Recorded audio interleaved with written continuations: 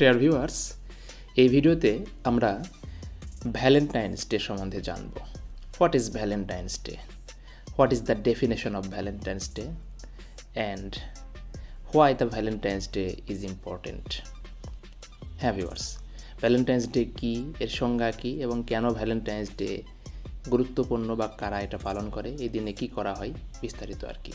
দেখুন, শুরুতেই Valentine's day, ST Valentine's day, February 14th is the day when lovers give each other Valentine's Day cards or gifts or rose.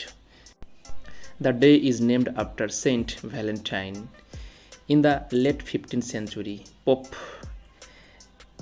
Gelasius declared February 14 as Valentine's Day.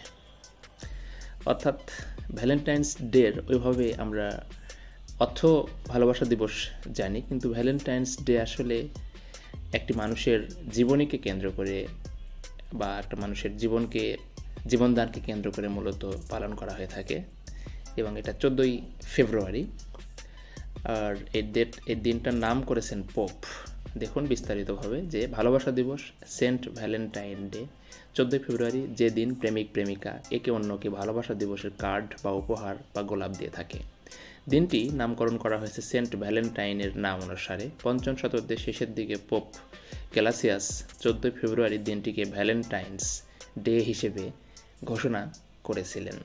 তো viewers, আশা করি আপনারা বুঝতে পেরেছেন যে আসলে Valentine's day একটা ব্যক্তিকেন্দ্রিক day.